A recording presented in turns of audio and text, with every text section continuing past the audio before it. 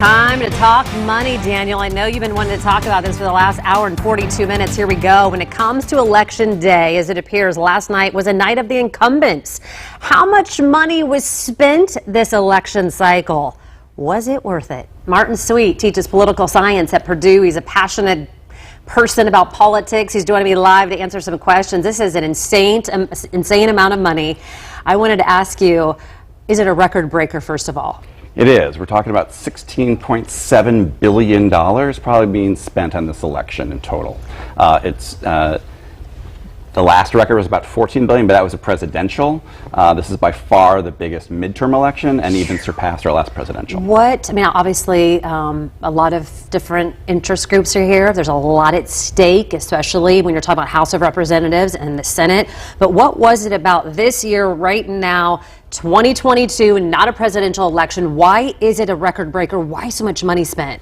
Well, everything is very competitive, right? Yeah. The U.S. Senate was 50-50. The House, the Democrats had a very slim majority, and now it looks like Republicans will have a very slim majority. When things are tight, the stakes are high, and so people are willing to spend a lot of money. We're going to see probably even a lot more money dumped into Georgia when we go into a runoff. Let's dive into, when we're talking about, how ironic it is that the economy and inflation seems to be one of, if not the biggest topic this election cycle. But again, this much money is available and out there. How do you put into perspective for somebody watching, talking about that? And if there is a runoff, how much more money do you think will be spent? And who is spending the money on these candidates and throwing money at these races? Okay, well, there's really sort of several different pots of money.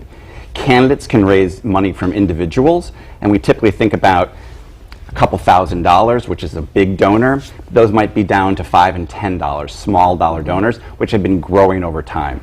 There are then the parties, the GOP and the Democratic Party. They have their own money. Each party has their own campaign committee set up for the Senate, set up for the House. The leadership of both parties has their own funds. And then you have outside groups. You have Planned Parenthood, the Sierra Club, the Chamber of Commerce, the Realtors Association, all of them at play, right?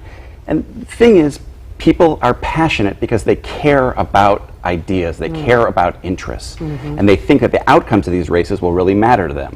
And so they put their dollars behind them. So a lot of times people say, well, I couldn't spend that money. And you're like, well, it seems pretty easy to spend $1 billion. Where is the money going specifically, and what costs so much money? For me, being in TV, I get that TV time costs a lot. Is that where the most of the money goes, or am I thinking missing something that is very expensive? No, that is the bulk of the money goes to advertising, although traditional broadcast media is on its way down a little bit, and digital media is really hitting up. Digital media is actually not that cheap. Yeah. It is fairly expensive, but for the most part, it is broadcast media. And you have to understand, though, is that different media markets cost different amounts. It costs a lot more to run an ad in Philadelphia than it does in Missoula, Montana, right? And you also have to think that these media markets, they don't go neatly across state lines, right? And so if you're in Wisconsin, if you're Ron Johnson, you've got to advertise in Madison, Milwaukee, but you also have to advertise in Minneapolis because you've got to cover that northwest part of the state. And so you have to sort of essentially waste dollars. And he's going to advertise to all these Minneapolis voters, but to pick up those Wisconsin voters. I have 10 seconds left, basically. What is the final, when you were watching everything last night as this political expert and Purdue professor, what is your takeaway? It's incumbency, right? Incumbents are going to keep doing what they're going to do. They have a lot of advantages built in, and that looks like that's really the story. Not much change. Okay, thank you so much. We appreciate it. Nice talking to you. We'll have more information again, as always. Everything up to date on who's winning and who won, and the votes still being counted. And how long will they be counted? Hopefully not weeks.